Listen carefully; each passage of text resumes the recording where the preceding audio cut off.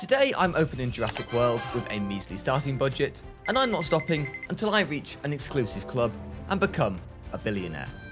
The plan is simple: build the greatest dinosaur park ever created, make $1 billion, and hopefully keep the customer death rate below 70%. But can I truly become one of the world's absolutely worst people, or will life find a way to stop me? Well, to find out, it's time to go back to where it all began on day one. Apple and Microsoft started off in a garage.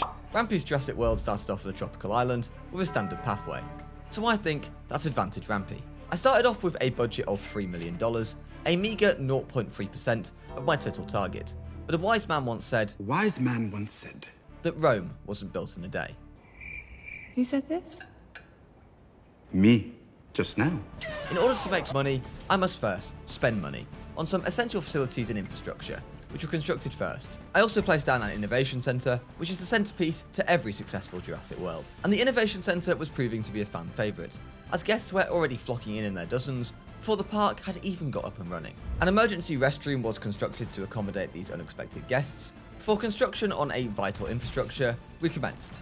Skilled scientists were hired to act as hard-working labourers during the starting stages of my journey. Rampy's Jurassic World was less of a dinosaur park and more like a holiday village for over 65s, as multiple activity centres and attractions were installed in the starting area, perfect for those who wanted to spend their time indoors in a quiet and risk-free environment. I was of course running a business here primarily, so amenities were also placed down for food, drink and shopping needs for our guests.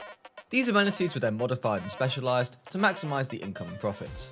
Hotels and emergency shelters were added not long after to ensure the guests were as comfortable as possible, and path width was also increased to help with overcrowding. The result of all this meant that I was now left with the low sum of $380,000 in the bank, but we were now making profits of over $150,000 a minute, and that's without a dinosaur and only 50 guests, meaning it would be nothing but profit from here on out. As a professional and profitable organisation, the standard of the power facilities also needed to be improved. Emergency generators simply won't do anymore, and I got to researching a full-body power station to provide power, unlimited power. And even though my Jurassic World is still in its infancy, the park was booming. Busy workers were always on the move towards their next task, and the inaugural guests were checking out all there was to offer. The money was also now raking it in by the minute. Along with the ticket sales and amenity profits, another valuable source of income were third-party contracts from sponsors. This can range from set ticket goals to constructing new buildings to objectives around dinosaur populations. Sadly, Raid Shadow Legends didn't seem to be interested in this one. I chose the ticket sale target as that would kill two birds with one stone when it came to the ultimate goal of increasing profits. I have been receiving a lot of complaints by my guests, such as, do you plan on having dinosaurs in your dinosaur park? I believe the guest spokesperson may have been paraphrasing the great Ian Malcolm here. And yes, unlike Frontier, I do plan on adding new dinosaurs for my consumers to enjoy. Research got underway on the fencing to house the terrestrial dinosaurs, along with a lagoon hatchery for the aquatics. And when the upgrade opportunity came for even larger land fences, I took it. My budget was now looking at $4.9 million, $2 million more than my starting budget. I spent some of that on an expedition centre, the most important building when it came to dinosaur genome acquisition. Some people would like to humbly begin with their first dinosaurs, preferring small friendly herbivores, but I don't roll that way. I like to go with big and more teeth. So the expedition team was sent out in search of some Allosaur fossils. The team returned not long later with some genetic material, and were sent out again for more, while the eggheads in the lab were extracting them. Construction on the Allosaur enclosure began, putting my newly researched heavy fencing to good use. A viewing gallery was installed so the guests could see the marvellous Jurassic predators, and then the fencing was completed. A hatchery was built so the Allosaurs could emerge straight into their new home from birth, and finally, the fencing, hatchery and gallery were all given power to run smoothly, boosted by the construction of a second power station. A final fossil was extracted to push up the genetic quality to an acceptable level, and then finally, the Allosaurs were ready to be synthesized.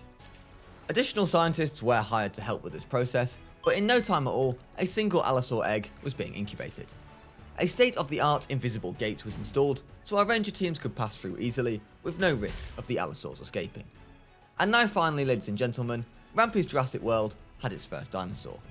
The heavy-hitting Allosaur burst out of the hatchery into her new home. Additional landscaping was made to her enclosure, with water, foliage and feeders added to make our debut dinosaur as happy and comfortable as possible. She was given the name Alice Walton in honour of the philanthropist and of course the billionaire. This is the level of wealth that I'm aspiring to reach, by the end of all this. An ACU facility was built next to her pen to deal with emergencies that hopefully will never arise. After sending out for some more Allosaur fossils to create an even stronger specimen, I took a look at the financials. With 5 million in the bank, I was still less than 1% of the way to my total goal. I was making a profit of $350,000 per minute at the moment, and it had been an okay start, but improvements were going to be necessary. A hotel was installed to increase park capacity, a second viewing dome was installed so more eyes could be on Alice, and research was underway for a large thoroughfare pathway so guests can seamlessly pass through the areas without bumping into one another. Alice was enjoying life in her new habitat. Status reports showed that she is perfectly comfortable and in perfect health, so all was looking good. She then put on a bit of a goat hunting show for the guests, which I managed to get a front row seat for myself. It truly was a breathtaking experience that would surely encourage those who witness it to spend some more money here. But Alice's behaviour wasn't always impeccable, as shortly after she attacked a ranger team, breaking off a car door. This forced the ACU team into action, and they tranquilised poor Alice, sending her into a naughty nap.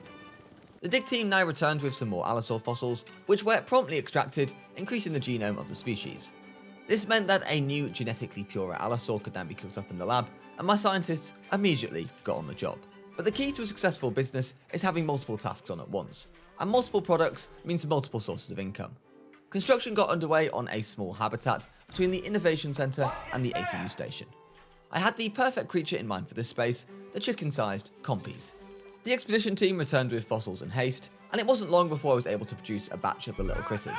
6 of them were to be synthesized. 1, 2, 3, 4, 5. I would disagree. And I wasted no time in getting them incubated. More fossils were extracted, and it was time now to release the Compie batch. I realised that they could actually peacefully cohabitate with the Allosaurs, and the construction of their cage turned out to be a large waste of money, so instead I just released them with the Allosaurs. As the Compies released, I received an urgent email, and it didn't make for pleasant reading. A handler had got injured during the Compie release process, and I was left to a dilemma. I could either pay $250,000 up front and face a small decrease in publicity, or I could pay nothing and take a large hit and risk sabotage. I ultimately took the short-term payout, as the long-term ramifications on doing nothing could be disastrous. Despite this incident though, profit was still up to $420,000 now, and we were definitely making some progress. A second batch of the gremlins was being synthesized, along with the incubation of a second Allosaur. The second Compie group, this one containing 4 members, was released into the habitat, and this time, thankfully no handlers were injured in the process. Research went ahead on confined space adaptations, meaning future dinosaurs would be happier with less space and resources. John Habban once said spare no expense, but Rampy's philosophy is spare all the expense. Sand was added to the pen for the Compies so they can roll around in it, and Alice was indifferent to the sand. She instead was only interested in getting her hunger sated, and she went to take a few bites from the meat feeder that was actually meant for the Compies. It was now finally time though to release the second Allosaur into the exhibit. A male so Alice could have a mate. After dramatically emerging from the hatchery, he was immediately dubbed Elon, named after no one in particular of course.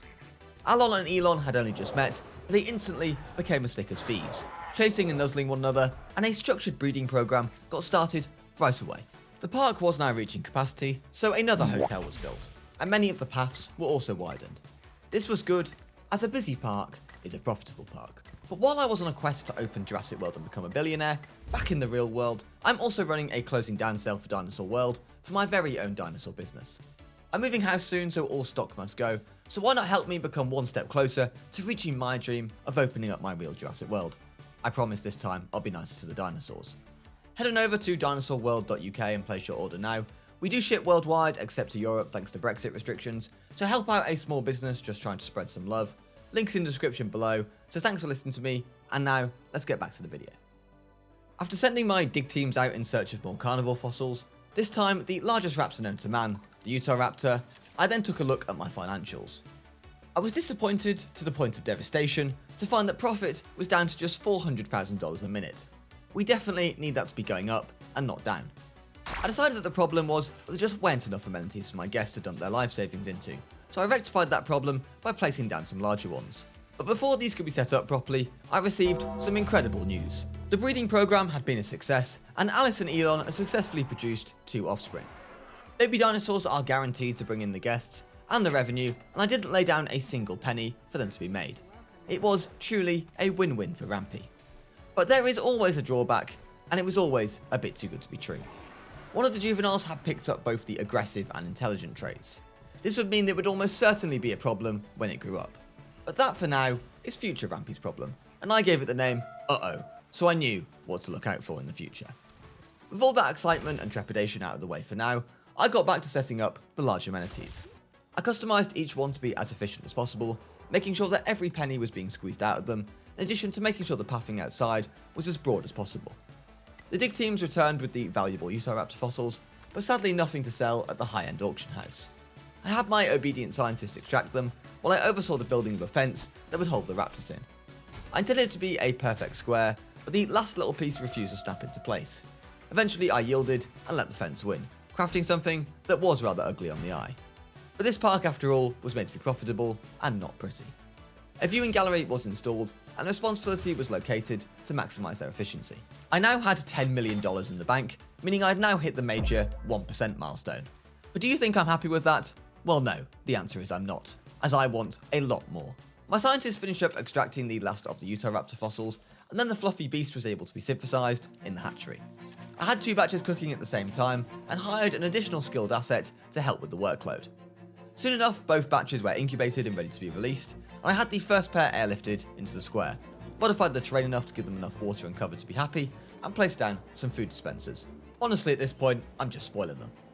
It wasn't just the Allosaurs though who benefited from the breeding program, as the Compies too welcomed new life into their pack as a tiny trio. This is the 3rd time. Came bustling out of their nest. Additional viewing measures were put in place at the Utahraptor pen, so guests could enjoy seeing the raptors from the safety of higher ground in a viewing tower. Yet another scientist was hired, and this Donnie wasn't the most skilled, but he did have a trait of lowering the cost of expeditions, saving on expenditure in the long run. I was then given another choice of 3 contracts. I could either send out an expedition, create a humble Compsognathus, or have an Allosaur and Utahraptor fight to the death. The third option was the most fun and the more importantly paid the most, so I went for that one. As a result, I released a second Utahraptor batch straight into the Allosaur habitat. All there was to do now was wait for some carnage. And I didn't have to wait long, as Alice, protective of her children, squared up to the ghastly feathered interlopes. The maternal strength kicked in, and Alice killed the raptor in one bite. I was on the champagne that night, as I got paid $8 million for the simple task of releasing the sweet sacrifice instead of airlifting them in. Sometimes, nice things happen to nice people, what can I say? The financial reports were looking just as sweet, as I was now making $670,000 a minute. The dead Utahraptor was removed from the premises, and I decided to leave the second one in there so it can become more Allosaurus food. My priorities instead were focusing on improving guest comfort, so ticket sales can rise even further. An additional restroom was installed, as was a new fancy large hotel to up the capacity. The properly housed Utahraptors were happy in their designated homes, completely unaware of the massacre that was going on elsewhere in the park. It's been far too long now since the park made any real progress, so I decided to go down a new route of prehistoric animals. Terrestrial animals were fun and all, but what really gets the guests excited are ones that can fly. I got to research flying reptiles and got some glass aviary domes built. I was happy to find out that I had some excess materials left over, so I gave them to the maintenance team to get all that damaged infrastructure repaired. I then researched aviary viewing galleries for a rather insignificant amount of $94,000. But life as a responsible adult means spending money that you don't want to spend in the first place. And that is exactly what I had to do when I was notified of a dinosaur illness, costing me a whopping $250,000 to get the medical facility set up. That, combined with spending nearly $1.5 million on searching for Quetzalcoatlus fossils, set me further away from my goal. The guilty culprit was the Utahraptor that was in with the Allosaurs, who had picked up a sprain. All that effort for a creature who should really be dead by now. But my park workers were efficient, it got medicated, and then immediately tranked and sent to live finally with its own kind. My dig team returned with many Quetzalcoatlus fossils, the largest known flying animal, and I got my scientists to extract them. I began modifications on the aviary while they did so. Once my scientists were finished, I had enough genome to synthesize one, so I did just that. This flying monster was an expensive outlay, but its extreme popularity meant that it was guaranteed to make that money back in almost no time at all. Finishing touches were now done, such as adding viewing galleries to enable more juicy income, and it was ready to be incubated. More baby Compies were being born, creating more appeal with no money spent, which is always a good thing. and Alice had made a new friend, a door from the medical vehicle. But now I rejoiced as a major money spinner was now released and available to be viewed by the public. This giant bird was the word on the streets of my lively Jurassic World, and all the guests were rushing to get the first glance of Carey, the Quetzalcoatlus. Carey was already bringing in the money, and so I would not be a fool and decided to take advantage of this. I ordered for a second Quetz to be made, and then a third, so I would have 3 times the appeal, and therefore, hopefully, 3 times as much income. It's simple, undeniable maths. And I was bouncing up and down in excitement when they were ready to be introduced. The money-making potential here was truly unlimited. The second bird was named Johnny, but he and Carey weren't happy together at first, as there was a lack of arid and barren rock, as well as wetland. But once I had seen to that, happy birds are now popular birds. My medical team were needed again though, as somehow had picked up some internal bleeding. Either it was self-induced because of a nasty fall, or more likely it was caused by that pesky Utah raptor, who had since been relocated. Either way, it was now urgent, and it required immediate medical care. I was doing some more terraforming in the aviary, as the moneymakers were currently unhappy. But even after all my efforts, it was still demanding more barren land, so I gave up on that for now, and returned my attention to the incubation of the third Quetzalcoatlus. I rechecked my financials for the first time since their arrival, and I was giddy to see 700,000 a minute. Surely now, it would only be a matter of days before I reached my goal of getting $1 million a minute. The wounded was finally tranquilized and sent to the medical facility, with our scientists set on the job. But now it was finally time for the third Quetzalcoatluses to enter the aviary. While it got acclimatized to its new surroundings, I got some aviary hatching upgrades researched. And what's better than 3 birds? That's right, 4 birds. I placed more guest facilities to make our guests more comfortable, as comfortable guests equals more ticket sales, which equals more money. Another factor to improve comfort though is our transport rating, which had been severely lacking, so I got to researching monorails and hyperloops. I've been stuck at that 1% milestone though for some time now, so I'm keen for as many improvements as possible so we can finally start earning some serious cash. The research was completed in no time at all, and soon hyperloops were installed so guests can get from A to B underground, which doesn't cause any inconvenience for me whatsoever. I was given a selection of contracts to then choose from, and after some thought, I went for the one where I had to keep juveniles disease free. This decision was ultimately a no-brainer, as it paid the most and required no additional effort from myself. After another shelter was installed, the 4th money spinner was released. I got to researching aviary nests so they can make more and more at their own leisure, as juvenile Quetzalcoatlus would be incredibly popular with our guests. The nest was now placed down, and a specialised breeding program was put in place to hopefully speed up the process. But all of that would have to wait, as Code Red was activated in the park. A tropical storm, the likes of which I had never seen before, had arrived, and there was a very real threat that this was going to wipe out my entire facility. The twister itself manifested inside the aviary, and glass was shattered absolutely everywhere, letting the distressed Quetzals escape should they choose to do so. An emergency shelter was immediately constructed with haste right next to the aviary, and maintenance team were told that dome repairs were their top priority. The twister though wasn't done there though. It moved further north to devastate many more buildings and fences throughout the entire park, severing power as it moved its winds of chaos. I placed backup generators to keep some buildings online, and more importantly, keep that invisible gate working so the Allosaurs can't just walk out of their exhibit. The Allosaurs were contained, but 2 of the Quetzals had now escaped from the aviary. With the twister now away from the glass domes, I made it my #1 priority to get that aviary fixed and hired a second set of maintenance workers to speed up the task. The loose birds were then tranked and ready to be redelivered to their homes. And soon, but not soon enough, the storm had calmed to only a light rain, and everything was repaired and put back to where it should be. The emergency shelters were closed, and the guests were free to once more spend all their money. Miraculously, I had still managed to turn a profit during that whole ordeal. Nature was against me, but my hunger for money always comes out on top. And now, back in the calm, I can return to making sure all my money-making birds were happy, comfortable, and able to reproduce to make more of them. Rocky and arid terrain were terraformed in, and when they proved to not quite be enough, I expanded the aviary, adding another row of domes for them to stretch their wings and walk through the rough, coarse, and irritating sand. Structured breeding programs were implemented to hopefully speed up the mating. I caught up with Alice, who was taking a very well-earned drink, before I checked my financial reports. I was making a profit of $780,000, which was very nice. I was then given a contract choice between increasing the dinosaur count, improving the appeal, or constructing a medium amenity. I went for the appeal, as more appeal equals more income and profit, so it was a good double whammy. I then constructed a new large amenity beside the aviary. After some customizations, it alone would generate over $230,000 a minute, which was absolute stonks. With the contracts wanting more appeal, I set my sights on achieving that goal. But I wasn't going to settle for the bare minimum to get the contract done. No, I wanted to go big and absolutely obliterate that contract. Research on marine animal dig sites got underway, and soon I was sending my expedition teams to Florida in search of Megalodon fossils. This is the largest shark to ever live, and it would surely bring the guests with some deep pockets in.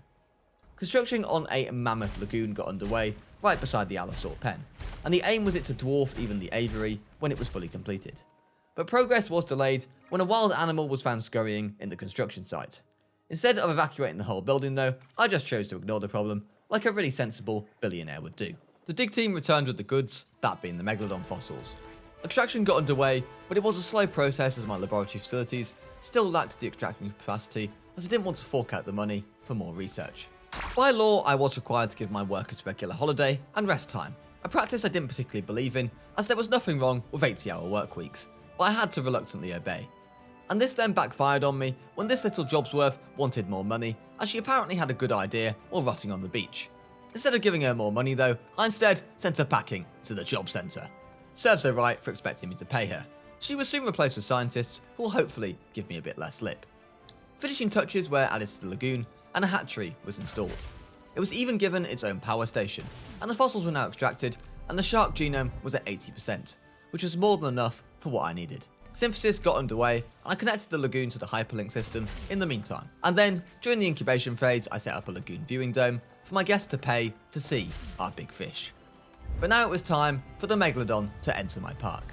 I got to watch its release through my high quality drone footage, and though it was a bit boring as it swam slowly into the lagoon's waters, it wasn't my opinion that really mattered here.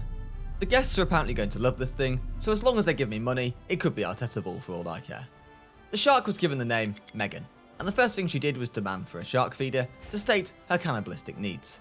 And you know the script by now, I needed a second so they could repopulate at no further cost to myself. I took away from the lagoon to check on Uh-Oh, who was panicking and hurt from a damaged tooth. The medical team was of course sent out once more to deal with her. I then returned my attention to the incubation of the male Megalodon. All the research, expedition, synthesis and incubations of these Megalodons now meant that I was below the 1% threshold once again, and progress had quickly become aggression. And so I greatly appreciate the opportunity for a new contract. Of course I took the option that gave me the most money, which required me to get the park up to a 4-star rating, which of course I wanted to do anyway. But hopefully these profits were about to soar soon, quite literally, as the structured breeding program had paid off, and 3 eggs were found in a Quetzalcoatlus nest, meaning their population and appeal is almost going to double. I can almost smell the ticket sales from here. And a moment later the Megalodon population also doubled, and soon they will be getting the Quetzalcoatlus treatment with a nest and a breeding program set up in place. The baby birds weren't even born yet, and the profits were looking good at $920,000 a minute, a 170% increase on the last report. I still had the park rating contract, and all that was holding me back was a species variety parameter. Because of her aggressive trait, Uh-Oh is living in a permanent state of discomfort as she hates living with the Compies. As a responsible park owner, I am not going to do anything about it whatsoever. As there were now 2 of them, the Megalodons were getting needy, and so a second shark feeder had to be installed. I had to make sure they were 100% comfortable at all times so they could reproduce and give me some lovely baby Megalodons. It was a happy day for the park though, and particularly my bank balance. Firstly, because the Quetzalcoatlus triplets hatched from their eggs, they immediately knew how to fly, and more importantly, how to impress the guests. And secondly, the Megalodons welcomed 2 of their own into the lagoon. They'd only been in the park for a matter of moments, and they already doubled their appeal and ticket sales. What absolute legends. Fish feeders were installed across the edges of the lagoon so the juveniles could eat, and a couple more shark feeders were placed in for when they would eventually grow up. Despite the popular new arrivals, my park profits hadn't gone up. At first I was devastated, but then I noticed the glaring issue. There were no amenities by the lagoon. So of course I rectified that, placing large restaurants and cafes on the doorstep by the Megalodons, and modified them to maximise the profits. Restrooms were also built, and I also placed down a new Hyperloop station to improve transport across the park. Path overcrowding around the aviary had also become a rather big issue. As the paths were already at the widest width, there wasn't much I could do in that regard. So instead, I dilated traffic by placing a viewing gallery at the opposite side, so the guests can still see the birds, will be spread out a bit more. The twin Allosaurs, the first naturally bred dinosaurs in the park, had now grown up. Unfortunately, they were both troublemakers. Uh-oh was still aggressive towards the Compies and was always on the edge because of it. I gave her a new goat feeder, hoping she could take her anger out on them, but I doubt it will solve the problem. And their brother, the unnamed Allosaur, was also causing problems, as the group now had too many males, causing even more distress to the point of threatening the fences. In the end, I made the tough decision to tranquilize the unnamed Allo and rewild it, costing $450,000 to just do so. It would cause a bit of a hit to my initial bank balance and ticket sales, but it was a necessary decision in the long run. To negate that loss in income though, I placed down a new shopping amenity, and customized it to where it would make a profit of $200,000 a minute. Another viewing gallery was added to the aviary, and after their first set of children turned out so great, the Allosaurs decided to try it all over again, this time laying 3 eggs instead of 2. The Megalodons had once again been busy and welcomed 2 more baby sharks into their lagoon. Perhaps this wasn't the wisest choice, however, as they can't even take care of their first set of children, as this one was slowly starving to death. I ever so lovingly gave it the name Useless. The Allosaur triplets had hatched from the nest in the pouring rain, and 2 of them were spooked by the downpour and ran off to find shelter or their parents. But this first one had a bit of main character energy about him and decided to aura farm for a bit. Money was looking good at $29 million, just shy of the 3% milestone, but it could always be better. The Megalodons have proved to be a huge success, both in popularity and their ability to create more of them, so I decided to double down on the aquatic approach. A dig team was sent out and duly returned in an expedition for Mosasaur fossils, and DNA extraction got underway soon after. Profit in the park was now looking very, very healthy, at nearly $1.4 million a minute. This meant that I'd finally reached a point where I was now making money faster than I could spend it. Construction got underway on the Mosasaur lagoon at the far end of the island, and once fully operational, would be even larger than the Megalodon one. I didn't quite have enough genetic material after the first expedition, so a second one was needed. A lagoon hatchery was built and powered in the meantime. I took one look at the profits before synthesizing the most popular animal available to me, and it was a pricey one to synthesize, but I will be making this back within a minute now, so it was just a scratch in the old coffers. Once I had a viewing dome installed, it was time to release the prehistoric sea serpent. After I connected the Mosasaur lagoon via the Hyperloop, I watched as the forgotten Raptors welcomed twins into their habitat. Upon seeing the horrific combination of the aggressive and intelligent trait on these juveniles, I named it Y, out of frustration. After installing a second viewing gallery on the lagoon, I of course got to work on synthesizing a partner for our Mosasaur, and in no time at all, we had 2 of the Mosasaurs. A nest was formed, and I left them alone to do their thing. But what should have been a time of unbridled joy for my bank account turned into a near catastrophe. Firstly, one of my Quetzals was injured, which would lower the welfare rating of the park, but not only that, instead of making more Mosasaurs, the 2 serpents were fighting one another instead of reproducing. The fighting did eventually break up. I named the male Bossman and the female Bosswoman, of course. And soon all the fighting was forgotten as they finally did what they were meant to do, and created another Mosasaur without me having to put any money in. The baby Mosasaur would bring in millions for the merchandise and ticket sales, and so earned the name Messi. Fish feeders were installed all around for young Messi, and another viewing gallery was constructed so the serpents would always be in view for our lovely guests. And no high-flying or low-swimming attraction would be complete without a collection of amenities to go alongside it. Once they were all up and running and customized, they would each rake in a profit of well over $200,000 a minute. These amenities would also be supported by a restroom, shelter, and grand hotel to maximize guest satisfaction. The addition of the Mosasaurs saw my profit margins rise by nearly $500,000 to $1.85 million a minute. The $2 million a minute mark was near, and I was now nearly at the 4% mark, and that will be rising at an accelerated rate. The Megalodons were not to be outdone by the efforts of the Mosasaurs, and they too responded with new juveniles of their own. If our 2 marine, very popular creatures want to compete in having the largest families, then I 100% endorse that competition. With all the focus being on the sky and the sea, the terrestrials were beginning to feel a bit neglected. Well, perhaps no more, as research and expeditions began on the quest for Suchomimus fossils in Central Africa. A gargantuan and perhaps oversized pen was built in preparation for the piscivore, but I had some very big plans for this exhibit. But away from that, the Mosasaurs were busy again, as twins emerged from the nest alongside their mother.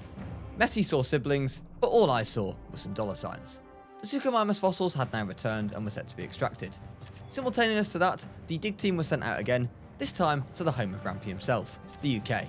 But Rampy wasn't the old fossil they brought back, instead it was the baryonyx fossils, who will live peacefully alongside the Suchos. That's the hope at least. After a little bit of deforestation and hatchery building, the Suchomimuses were ready for synthesis, and with haste were then set for incubation. In the meantime, I set up a fancy viewing log so my guests can only see about half the exhibit. An excellent design choice by myself right there. Without further ado, the Suchomimuses were now ready to release. I specialised its home to the requirements by giving it a massive lake, some fish to scran, some sand that gets everywhere, and some verdant trees. I then added a proper viewing dome so my guests can get a good look, just in time for the release of 4 more anorexic fish eaters. Perhaps if they ate some proper meat, they'd have a little bit more chunk on their bones. The baryonyxes will soon follow, as their synthesis was also well underway. But first I needed to alter the environment in the exhibit, as the 5 Suchos were not very happy. With there ultimately being nothing that I could do in the current setup, I was left with no choice but to expand the already very large pen. Once the fences were constructed, I filled the new area with deep water, hoping that would be enough to satisfy our bipedal crocodiles. After a brief interruption with another contract, where I chose to construct a balloon tour, I turned my attention to baryonyx incubation. And soon, with no fanfare whatsoever, the superior British dinosaurs were released into the crocodile compound, while I constructed a new restroom to celebrate. There was a small reshuffle with park infrastructure, as I relocated my expedition site so it was less in the way with the guest facilities. I then took a chance to rejig some path work to help with some of our overcrowding issues. Additional improvements to guest enjoyment were added, including another viewing gallery to the Allosaurus attraction, a new bathroom was placed, and of course a brand new 5-star hotel, with another amenity also placed near the Mosasaur lagoon. The Suchomimuses hadn't settled long into their new home, but they immediately decided to start a family, with 4 new juveniles I don't think so. entering the habitat. Another restroom was installed, additional paths were placed so guests could trek across the Avery if they didn't fancy the Hyperloop, and the backup generator was moved so it could cover a larger area in case of an emergency. The park finances were now looking very, very healthy, as I was making a profit of just shy of $2.8 million a minute. With improvements that still could be made here, I was feeling confident that soon I could hopefully be close to my goal. But things quickly took a sharp turn in the piscivorous enclosure, particularly with the baryonyxes. Not only had they been attacking the young Suchomimuses, with one juvenile picking up a broken claw because of it, but somehow one had managed to escape and was causing havoc on the streets of the park. It managed to kill 1 guest already, and the rest were fleeing in terror. Dubbed Rampage, this baryonyx was certainly on one. My ACU team had been tasked with tranquilizing it, but they couldn't get to it in time before it killed yet another guest. Not only was it eating my guests, but it was also eating through my profits. I placed down a new power station and made sure that every inch of the piscivorous pen fences were electrified before returning the Barry back to its enclosure.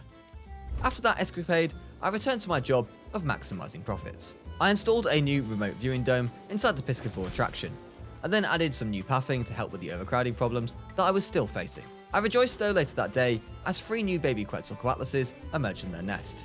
This would be a guaranteed increase in ticket sales, but profit had now gone down to $2.5 million a minute as a result of the baryonyx attack. Transport ratings got the improvement they needed with the installation of a fully operational monorail station, which would now cover the entire park. Following on from making all the improvements to guest satisfaction that I could do, I moved on to acquiring more dinosaurs, as the lack of variety was becoming the largest roadblock in my profits. I sent my dig team out to China for some Dinosaur fossils. These would be an ideal addition to the park, as they are cheap and aren't very fussy, as long as you give them some water, that is. Extraction of their fossils was underway, and I began construction of their pen. Now that the lawsuits from the baryonyx Rampage were behind me, I checked the profits once more and was delighted to see that my efforts were paying off, and I was now making over $3 million a minute. And with $108 million in the bank, I was now beyond the 10% milestone. After building yet another restroom, I noticed there was unrest in the Quetzalcoatlus aviary. The arrival of the 3 new juveniles now meant that the dome was overpopulated, and the birds were now taking their frustrations out on the glass. With no further way for me to expand the aviary, I was left with a difficult decision to make. I had no choice but to tranquilize a couple of the originals and have them sent back to the wild. Sad times, as their money-making ability was now at capacity. Away from all of that though, synthesis on the Dinosaurs got underway, and I sent my dig team fossils over to the US for some Edmontosaur and Stigmoglock fossils. The Dinosaurs were airlifted into their habitat, and synthesis on the Edmontosaurs began after. These were then shortly followed by the Stigmalocks, who were produced and sent to the enclosure. The Edmontosaurs were now ready to be airlifted into the herbivore pen, The addition of them, the Lystros and the Stiggies, would do wonders for negating the species variety penalty on my park. The Megalodon lagoon was now facing a similar problem to the Aviary, but this problem was solvable. There were now too many adult males in the tank, and so Big Jason needed to be rewilded. A new female shark would be synthesized to replace him, so no ticket sale potential would be lost, and we could potentially get some Gen 2 breeding going on. A new juvenile Quetz hatched into the crowded Aviary, and the replacement shark was released into the Megalodon tank. Elon the Allosaur had now decided to escalate his hatred towards Ranger vehicles, and decided to destroy one of them absolutely completely. This set me back $50,000 in a replacement, and caused an injury to Elon that needed scanning by the MVUs. But Elon still hadn't learned his lesson, not for the first time, and he squared up to another vehicle afterwards. I checked in on Rampage the Baryonyx, and found that the reason for her earlier incident was her dissatisfaction with her habitat. She was missing cover, wetlands somehow, and a lot of barren land. A check-in on the financial supports showed that profits were down ever so slightly, to just less than 3 million, with dinosaur welfare now taking a large hit. Perhaps if Elon hadn't injured himself, it would be a different story, however. But I did notice that there was a lack of shopping amenities in the park, so I had a new one installed with absolute haste to make me some more cash. But it wasn't just Elon, however, who was suffering. This said Mosasaur was also in need of some urgent medical care. But worse still, one of the Megalodon babies had been killed by an adult Megalodon in a cruel act of infanticide, taking away a major attraction in the park. If Useless wasn't so valuable herself, I might have had her rewilded. I sent my expedition teams off to the deserts of Mongolia in search of more cheap herbivore fossils in the Gallimimus and the Homocephalae. The fossils returned a short while later, and I ordered for their extraction. But on the other end of the scale, I got research underway for the dig sites that contain fossils of the largest, strongest, and hopefully most popular large carnivores that have ever walked this earth. Synthesis and incubation did get underway for both the Homocephalae and Gallimimus, who would both be warmly welcome to the park to get past the species variety penalty that was now holding me back. The juvenile Raptors had grown up and were proving to be quite a menace in their enclosure, as they were seemingly never happy. Given that I held these same feelings towards them, I made the easy decision of simply rewilding them, and letting the parents have another go with the structured breeding program. Path overcrowding was now becoming a bit of a problem for me. I did everything I could, adding more paths and milking the space as much as I could, to the point of absolute ridiculousness. But even then, I barely put a dent into resolving the problem, so I just let the guests get on with it. But the sky and sea conquered, the time has come for me to start landing the big hitters when it comes to our terrestrial dinosaurs. And there was no better dinosaur for me to start with than the Tyrant Lizard King itself. My expedition team was sent to the US in search of its valuable fossils. After transporting the Homocephalae into their new home, the dig team came back, and my scientists got to work on extracting the fossils for their genetic goods. But I didn't quite have enough after the first expedition, so the dig teams were once more sent back out to the US. This time they brought back more, and this was enough for me to complete the Tyrannosaur genome. Construction began on a sizable pen made of solid concrete that the Rexes will live in. After adding another viewing gallery to the lagoon, I noticed that the Megalodons were now having the same problems as the Quetzalcoatluses, only that it was much worse. Not only was there not enough space, but they had too many members in their colony. As a result, the adult members were taking out their frustrations on their young, attacking and seriously injuring some of them. The structured breeding program, however, was a success for the Raptors, as they welcomed 2 new young scamps into their pack. Hopefully these ones won't be complete devil spawns like the last ones. And neither trifecta was complete. First it was the Quetzes and the Megalodons, and now the Mosasaurs were having problems with overpopulation, and were taking their frustrations out on the lagoon walls. However, this wasn't too much of an issue, as luckily the Mosasaurs couldn't get on land and eat my guests, so to be honest, I just let them get on with it. There was a change in staffing in the park. Despite his cheaper expeditions perk, Gezin Wilkins was no longer welcome at the required standard that he was, and so he was replaced by Latifa Papacosta, who was far more competent. A new amenity was placed down, as I could simply never have enough of these, and at long last the Gallimimuses were ready to be shipped into the herbivore enclosure. But later that day, the time had finally come, and I couldn't delay it any longer. I had to give the staff some training to improve their skills, which unfortunately meant giving them a pay rise. I didn't want to do it, and I was seething as it was happening, but it had become a legal requirement for me to do so if I wanted to synthesize some of these bigger dinosaurs. So there was a big benefit to it, as it meant that I now had scientists who were capable and knowledgeable enough to synthesize some T-Rexes. And soon they were ready to incubate, but in the meantime I got the pen ready for them by adding feeders, a ranger post, and a nest. But enough of the behind the scenes, let's get these Rexes into a park. They arrived in their new sandy paradise, and these pair of genetically enhanced Rexes started attacking each other to decide who the leader would be. It was a long and drawn out contest, but these Rexes had been genetically modified to be comfortable in almost any environment, so I was confident that they would be a great addition to my billionaire goal. After all this time, Elon still had that swallowed object inside of him from when he destroyed that Ranger vehicle. And so I decided it was finally time to get him tranquilized and shipped off to the medical facility. As an entrepreneur, I am always coming up with new ways of bringing that money in.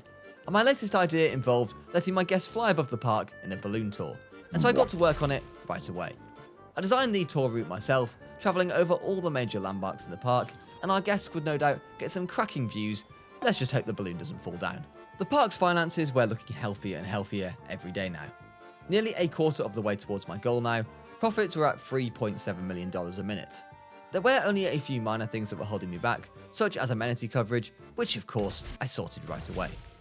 The Tyrannosaurs had put their differences behind them and had started making a family as their top priority. Using the nest that I had built for them within a ditch, they had now laid an egg, and soon enough, a juvenile Rex had hatched from it. This little moneymaker will be loved all round. After she took her first dip in the lake, I gave her the name Time. She then sprinted towards her parents, and delighted with the appeal rating that this juvenile possessed, I placed down another nest and immediately encouraged the Rexes to have some more babies. I started on a pathway that would lead to yet another exhibit, as this one is going to contain one of the largest dinosaurs to ever exist, the Dreadnoughtus. But when my expedition returned with the fossils, I received an email from a museum asking to display them. Thinking of the free publicity and advertisements I would get, I begrudgingly accepted. Despite their discomfort, I decided that the lagoon needed yet another Mosasaur.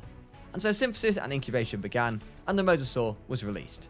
I named this newcomer Ultimate, as it had been genetically modified to be truly the ultimate Mosasaur.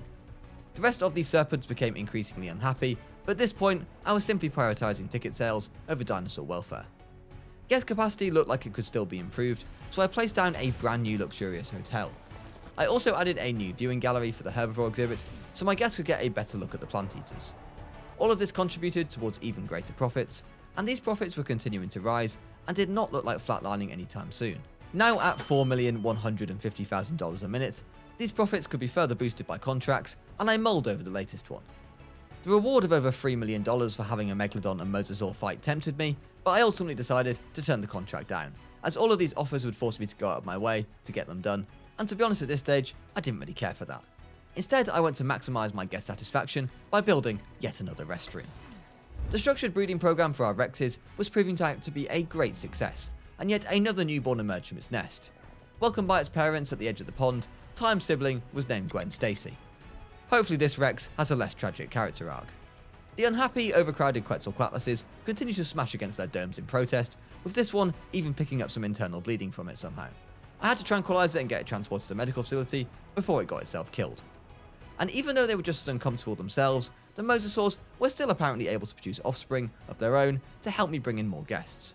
I named their new young Ultimate 2.0, and just look at that whopping appeal rating, she's guaranteed to bring in the rich and famous. Profits continued to increase, and there was still plenty of areas that could be improved, such as amenity cover, where I placed this one down and configured it to maximise income. I also added a new bathroom, because guests apparently absolutely love bathrooms. Construction began on a new exhibit at the far side of the park, and this one would house the infamous Spinosaurus, supposedly the largest land carnivore to ever exist. The expedition team was sent off to Tunisia in search of some fossils. Elon was finally receiving treatment for that side view mirror that he'd ate about 6 months ago now, with my top medical scientist tasked for the job. Spinosaurus fossils returned from Tunisia, but there wasn't enough of them for me to be able to synthesize one yet, so off my team went back out again, this time to Egypt for some more. I was notified of chaos by the aviary, and was disappointed to find that one of my birds had shattered the glass in its dome and escaped. Fortunately, I had both the ACU team and maintenance vehicles stationed nearby, and they immediately got on the job of tranquilizing the Quets and repairing the aviary dome. My emergency shelters were open to protect my guests, but unfortunately, the maintenance team weren't quick enough, and a second Quetzal escaped, which was also ordered to be tranquilized. After Elon was returned to his exhibit, I opted to rewild one of the Quetzals that had escaped. For as much money as they were bringing in, they were also causing me quite a lot of headaches. I was given the option of another contract. After looking over the choices, I chose to improve the guest satisfaction with food amenities. I can get rewarded and allow for extra income at the same time. This is truly what I call a win-win. The injured Quetzalcoatlus was taken to the medical facility to be treated now for its internal bleeding. Rampage, the murderous baryonyx, was found dead in the Piscivore enclosure. No idea what had killed it. Another large amenity, this time a drink swan, was installed between the aviary and the Piscivore attraction, and as always I modified it for maximum profit. New pathing was also added to provide guests with an alternate route in places to help with the crowds a little bit. More Spinosaurus fossils along with more sellable assets returned from Egypt. This time the fossils would provide me with enough valuable genome to be able to create some. Now over 35% of my way to my ultimate goal, yet another juvenile Mosasaur emerged from the nest next to its mother, into a very packed lagoon. It was an exciting time however in the park now, as the Spinosaurus was about to be synthesized. I performed some genetic enhancements that I've been doing on all my creatures now, making them more humble and social. It was a pricey one to synthesize, but my top scientists got the job done without complaints or error. Incubation then started, and after a check on my profits, now at 4.7 million a minute, the giant-celled lizard was set to release. It was airlifted into its specifically crafted home, another poorly designed log dome was installed for my guests, and another restroom was also installed nearby. The Spinosaurus itself was mostly satisfied with its new home, it just needed a little bit more wetland, which I provided diligently for it. And of course, we couldn't just have one Spinosaur, there had to be a second one, so they could have a family together, which I got the synthesis process already started on. The Quetzalcoatluses were continuing to reproduce, in spite of the claustrophobic environment they found themselves in, and this young one here has emerged into a dome of chaos. Profits were continuing to rise, now at $4.8 million a minute, but I wanted to take a more in-depth look at the source of our income, as well as where all our expenditure is going. Most of our expenditure was on dinosaur synthesis and incubation, whereas amenity sales are by far the largest sources of income. I got another incubation underway on the male Spinosaurus, which cost me a pretty pricey $2 million. I took a personal peek through the viewing dome in the Rex enclosure and got a faraway look at our Rexes drinking, while the others wandered through the sandy plains. The juveniles played with one another, and I then got a closer look at Time and Gwen play fighting while chasing one another's. They had also been taught that with great power comes great responsibility, and at a young age they were disciplined in remaining close to their mother. A nest was provided for the Spinosaurs, and further deforestation occurred as those pesky trees were blocking the construction of my next exhibit. This concrete plot would fill the last of the space on the island.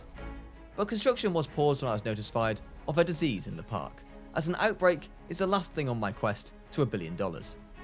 After a scan, I found that one of my Quetzes had a disease that I cannot even pronounce, and so I got my scientists to research a cure for it.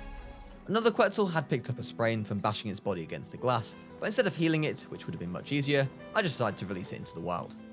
Our brand new swamp-dwelling Spinosaurs were now given names. The female was named Fiona, and her partner was called Shrek, obviously. I'm sure their babies will be just as green and dirty. The final exhibit will be housed by some carnivores, and so off my expedition team went to Argentina in search of some fossils. My ranger teams had found their work had them spread thin, with some dinosaurs going long periods of time without having their statuses updated. And in a rare act of generosity towards my workers, I helped ease their workload by constructing another station. In fact, this was actually because if I didn't keep up my dinosaur status checks, my dinosaur welfare rating plummeted, and thus so did my ticket sales. So actually, I was really thinking of my bank account. Research got underway for some sauropod dig sites, and the expedition team was sent out to complete the Carnotaurus genome. Shrek and Fiona had been getting on very well indeed. In fact, they were so well, they now have an egg in their nest, which will shortly hatch into something that will hopefully sell me a lot of tickets. The final Carnotaurus fossils were delivered back to the lab, and wasted no time in getting them analysed. Once I had a 100% purged genome, I tinkered with it to create some very juiced up bipedal bulls, and then got synthesis underway. I had 4 of them incubated to start with, 2 males and 2 females, perfectly balanced. Once they were incubated and developed, they were airlifted into their specially crafted exhibit, which was filled with sand and rocky terrain. A small lake, 3 feeders and some trees were also placed down, as was of course a viewing dome for the guests, a staple for every exhibit in my park. This was followed up by perhaps an even more iconic attraction in my park, which of course was a nest. A structured breeding program would once more be put in place, and now it was up to Time and the Carnotaurus themselves for offspring to be reproduced. Speaking of offspring, Shrek and Fiona's own young had now hatched from its nest. This small-cell juvenile was given the name Sally. Despite the addition of the Spinosaurs and the Carnotaurs, profits had actually stagnated a bit in the park, as they remained at $4.8 million a minute. The most glaring weak point of this was my accommodation rating, which I looked to resolve by placing down yet another large hotel. But it turned out there was panic on the streets, as the Quetzalcoatluses had finally managed to break through their glass domes again. My immediate priority, however, was instead getting research underway for a vaccine that sounded like a cryptocoin disease. Returning to the matter at hand though, I did watch in horror as my guest got plucked up by the walking giraffe. I dreaded the incoming lawsuit that was no doubt coming my way, but it would only get worse as I saw yet another guest get eaten. I finally decided to take some action and get the bird tranquilized, but it was too late to save the third guest from the same gruesome fate. The Quetzal did eventually get bored of munching on guests and decided to take its anger out on the sky and attack the Ranger helicopter that was doing absolutely nothing to it other than shooting it with some sharp darts. My ACU team were clearly pretty terrible shots, which allowed them to get struck once more by the smooth criminal. Eventually they did manage to land a shot, and the bird plummeted hard into the pathway below. But I didn't return this one to the aviary, instead I released this demon into the wild, hopefully to somewhere completely uninhabitable. The breeding program on the Carnotaurs was a raving success, and twins had now hatched from their nest. The guests had a great view of these juveniles, sometimes with a brand new log viewing dome that was placed at the very far side of the exhibit. To provide electricity for that side of the park, a new power station was also installed. Both the apex carnivores in the park were celebrating new life in their families. First, this young Spinosaurus broke out of its nest for the first time and began to explore its new surroundings.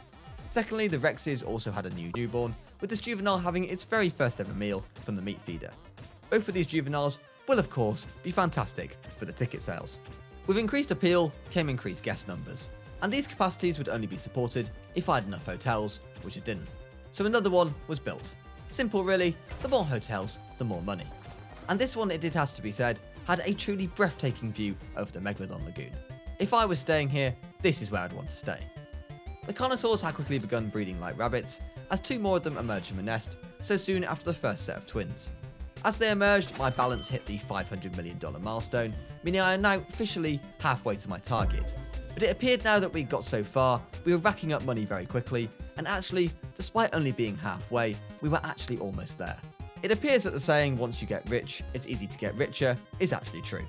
It had been a long time since I started my initial quest for Dreadnoughtus fossils, and to be honest, I'd completely forgotten about them.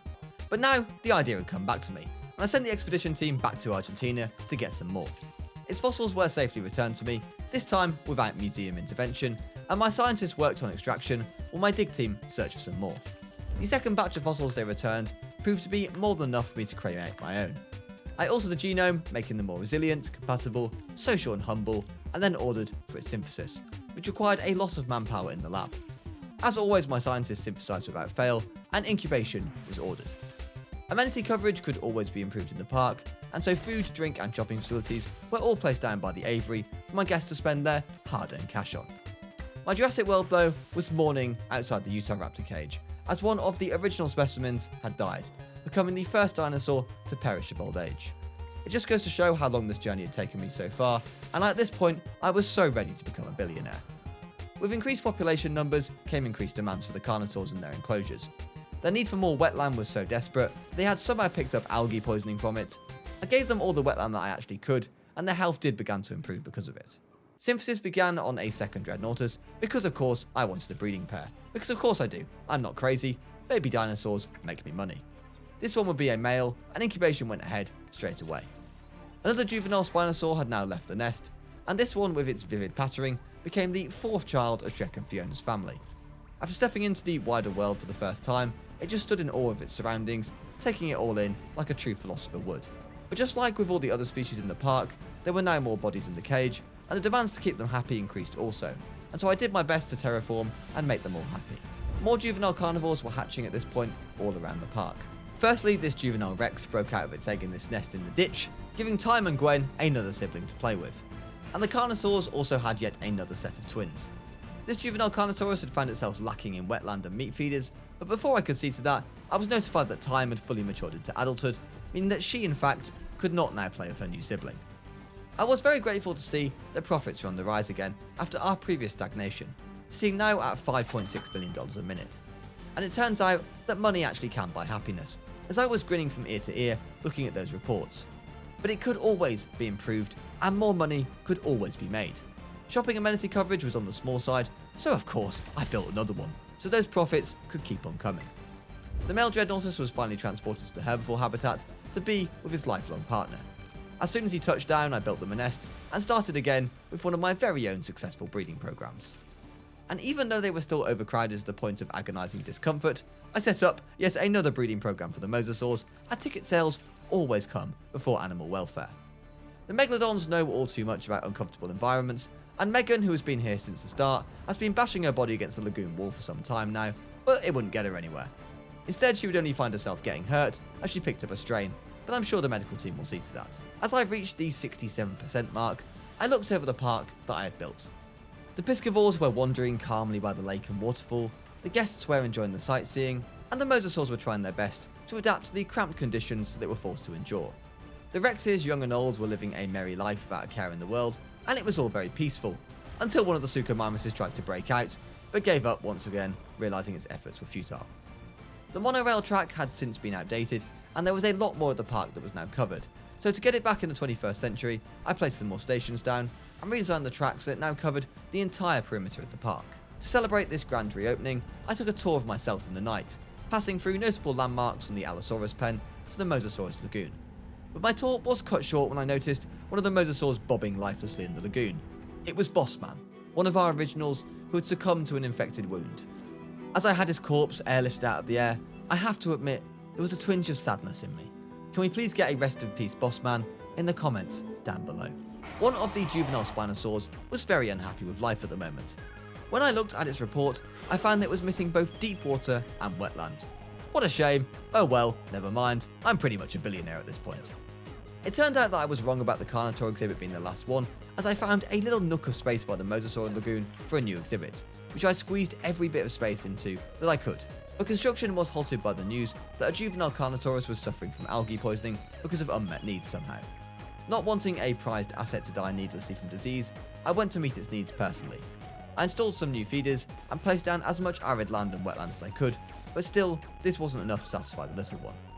But as a couple more Suchomimuses were welcomed into the park, I received the satisfying reports that my profits had now broken the $6 million a minute. And with my vision for Jurassic World now nearly complete, there were less outgoings to negate this. There were demands, however, for more guest attractions in the park, and I of course duly delivered on that. Another balloon tour was constructed and laid out, giving my guests another route for an aerial view that all my park has to offer. Another Mosasaur was found dead, yet again from an infected wound, and it was no wonder why, as all they were doing was slamming their bodies against the wall. Perhaps if they calmed down a bit, they would have no wounds to speak of. I finally had decided what would live in the final exhibit of the park, the Giganotosaurus, a bulky and powerful carnivore. The expedition team was sent to Argentina once more in search of fossils, which they obediently delivered a short while later. I added some pathing around the Mosasaur lagoon, and then added yet another viewing gallery at the end. This was all in the aim of thinning out the crowds a little bit in that area, and also placing some more amenities, which would generate me more money. A bathroom was also installed, because apparently my guests just absolutely love a trip to the bathroom. But speaking of breakouts, the Tyrannosaurs had suddenly and unexpectedly decided that they were no longer happy in their pen, and had broken a couple of areas of the fence. Fortunately though, they were a bit stupid and hadn't escaped yet. With the maintenance team on the other side of the park, I took the quick and easy solution of bordering the holes up, until the maintenance vehicles could arrive with replacement concrete. As I was doing this, right in front of my very eyes, the Rex broke yet another section right in front of me, but I patched that one up fairly quickly as well.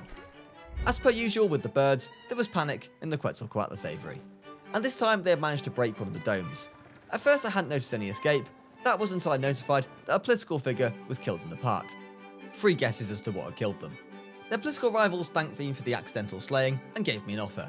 I could either accept their offer and gain $2.5 million but take a big publicity hit, or I could refuse and pay $250,000 to the victim's family. After some internal debate, I decided to reject the offer, as I am almost a billionaire now, so I need to pretend to be nice. I eventually found the sneaky culprit and had it tranquilised by the ACU team. I chose not to return it to the aviary, but instead to rewild it somewhere random. During all that chaos, I missed the hatching of some young Dreadnoughtuses, who were very small compared to what they would grow into. But to be honest, I didn't really care what they growed into, because I had done it. I was now a billionaire, and apparently my Jurassic World was so OP that they wouldn't let me make a single cent past $1 billion. But I was fine with this. I had made my money, and now I could use this money to make more money in whatever projects that I had next. After all my hard work and complications along the way, my work had finally paid off, and hopefully my invite to Mar-a-Lago will be in the post shortly. Thank you all so much for watching my Road to Billionaire Jurassic World video. I hope you guys did enjoy the challenge. Hitting that $1 billion mark on Jurassic World Evolution 3 is no easy task. So why don't you guys have a go at your own challenge and let me know how you get on in the comments below. Also, if you have enjoyed this video, why not watch the video that YouTube are putting on your screen now, as they think you will love it. Thanks for watching, guys, and I'll catch you all in the next one.